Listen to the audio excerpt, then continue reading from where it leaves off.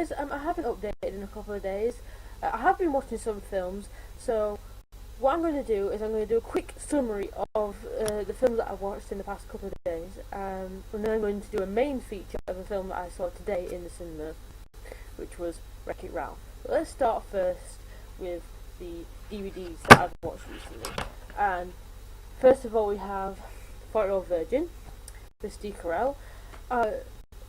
Brilliantly funny piece of comedy. It's one I never get bored of.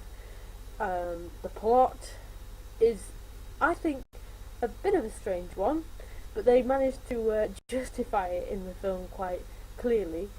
It's one that you can tell is ad-libbed in places, but it works really well, and the jokes in it are absolutely hilarious. And yeah, some good talent in this film. It's one I definitely recommend anyone to watch, as long as they're not a bit too squeamish and definitely not easily offended. If you are easily offended, then 40-Year-Old Virgin is definitely not for you. But overall, yeah, pretty good.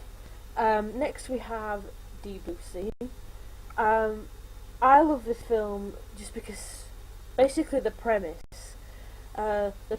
is about a bunch of sharks that are sort of going to be AWOL because they've been given because they've been tested to try and cure Alzheimer's, but it all goes wrong, and they start to attack everybody in their sort of base where they all work.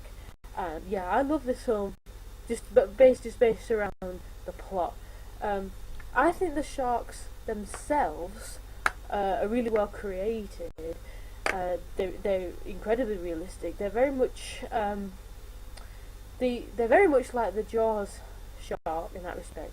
But what you see in this film is that it's something I've never seen in any kind of nature program or anything like that. Is giant black coloured sharks, and usually, if you're talking about great whites, usually they're sort of blue, and in this you see these giant black ones. Now, if anyone knows what kind of sharks they are, or if they are in fact great whites, then say so. But that's the one that I've never really come across before. So yeah, Deep Blue Sea, great one to watch. It is a longish kind of film though, and there are some quite memorable moments in this film. I can't give too much away if you haven't seen it, but yeah, good one, definitely one to watch. The next one I have here is Waiting. This is the last one, which is a comedy with Ryan Reynolds and Justin Long, and a couple of faces like Anna Faris, and there is Dane Cook. He briefly makes an appearance in this one. Well, when I say briefly makes an appearance, I mean he has a bit part. It's not a cameo, but it is just a small part. And this one has, the comedy is, again, it's what I would refer to as a stoner movie. And for those of you who don't know what a stoner movie really is, it's one of those films that the comedy goes to a really sort of stupid level. And it's one you'd only really appreciate if you're quite immature. Some of you may not like this because the comedy is like that. I greatly appreciate it because I do I do actually enjoy those types of jokes. Yeah, and it's quite sexual in places. If you've seen it, you know exactly what I'm talking about. Especially with the game, the penis showing game that they have invented. It seems that they've invented to play in this particular restaurant. So yeah, if you appreciate more classic comedy, not one for you, but if you're a bit immature like me, it's a good one. For the main part of the video, Wreck-It Ralph, which is voiced by John C. Reilly. And if you're a gamer, especially if you appreciate the old style, 70s, 80s retro arcade games, this is definitely your film. This is the film you've been waiting for. It has Pac-Man, it has Cuba, It has a brief reference to asteroids. There's Mario, and they're all the the classic arcade games.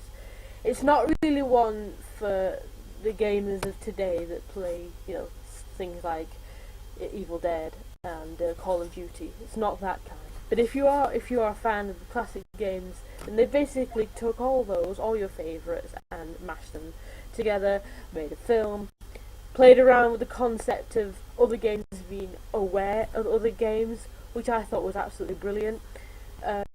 There's references within the games, which in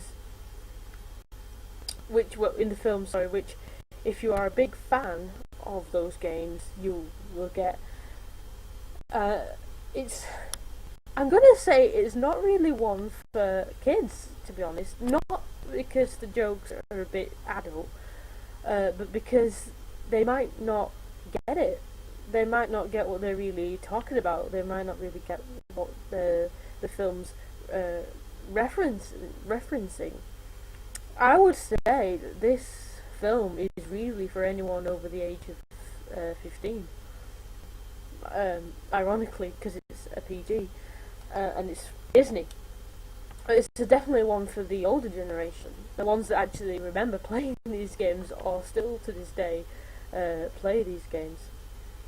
So, yeah, huge gaming game. It's the one that a lot of you will have been waiting for, and I fully enjoyed it. So thanks a lot, guys. Thanks for putting yourself through this double feature. Leave your comments below. Leave your comments about any of those films. I, again, still welcome criticism. I haven't got any yet, but please leave some.